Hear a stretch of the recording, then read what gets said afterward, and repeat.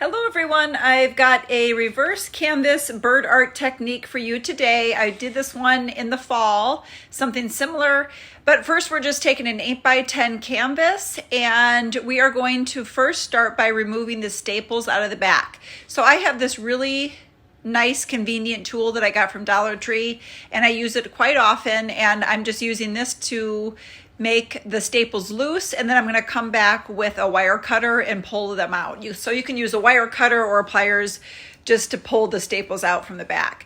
So once you have all of this out, you can take that wooden frame that was wrapped inside the canvas, put the canvas to the side, and then you can pull the rest of those staples out in the back. But what I found when I pulled this canvas off the frame is that the front of this frame has a really pretty rounded edge. So I was pleasantly surprised, and it's just going to make the frame just that much prettier. So I finished pulling all the staples out of the back, leaving the ones that are supposed to be in there holding the frame together. And then I grabbed my canvas that I pulled off the front, and I'm just going to trace out and cut the part of the canvas that I'm going to need, because this is going to be the backing of the frame. So once you have that cut out, you're going to grab your home decor wax, and we're going to use this as like a stain. So I just have a thicker bristle paintbrush, and I'm going to brush all my wax on and rub it in really good, because it's going to go in as a stain also on this raw wood. And I'm going to paint all the edges and the inside. And then I'm just going to grab a paper towel and I'm going to rub it into that raw wood and get it to where I like the darkness of it.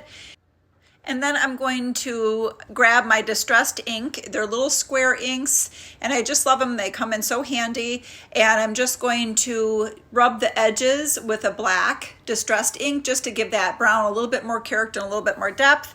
And then I'm going to grab my bird napkins, because I'm going to do a little decoupage here with the Mod Podge. And these bird napkins are so cute, and I'm just going to use part of it, and I'm going to place it in the middle of the canvas to see how I want it to go on my frame.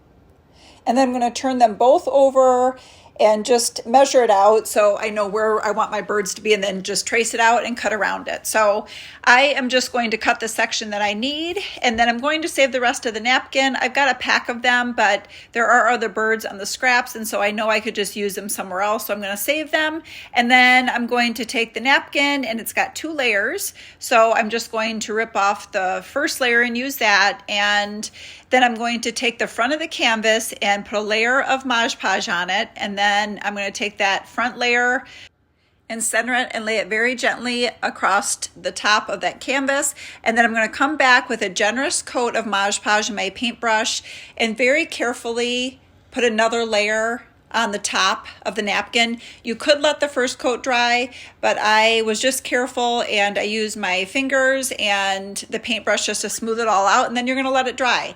And this turns out so beautiful, and I love the texture with the napkin on top of the canvas. And I'm just going to trace it out where I want it to go on my frame, but you can see the thickness of this, and it really dries nicely and is not delicate once you have those 2 layers of Mod Podge dried.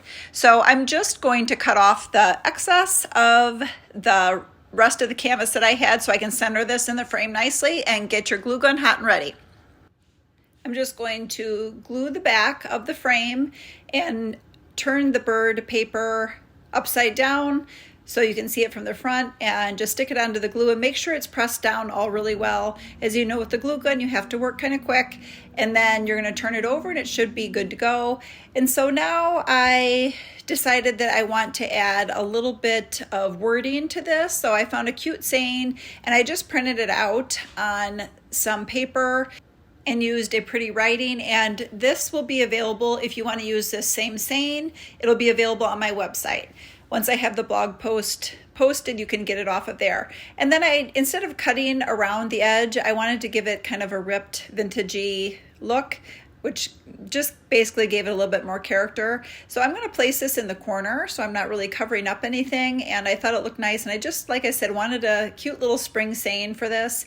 And I'm going to just put a coat on the back and then another coat of the Mod Podge on the front, So it sealed really well, and this just blended in really nicely with it because the napkin background was white and the Mod Podge was white, so it all just kind of blended in really well. I thought about possibly putting another layer of the brown, but I left it alone and I was happy with this. And then I just grabbed some greenery that I had laying around. This is artificial boxwood greenery, and I'm just going to cut a few pieces, and this would be pretty either at the top, centered in the middle, or in any of the corners, but I decided just to do the corner because I feel like I've done the middle top part on a couple of my other pieces. So this was really pretty the way it ended up, and I just cut 3 or 4 different strands and kind of glued them on. And just make sure that if you are going to set it on the table, that you want to make sure that you have it flush with the edge so that it won't get in the way if you set it on a table. So I glued these pieces on, and I had this cute little styrofoam egg left from Easter, and same with this blue one that matched really well. And I just thought it decorated them up and added just a little bit of color to it. With the mix of the greenery and the eggs, I thought it was perfect for spring. So I have done napkin decoupaging and reverse canvassing, and the two of them together just really even got me more in the mood for spring. So I hope that I've inspired you and you can try it something like this as well. So thanks so much for watching.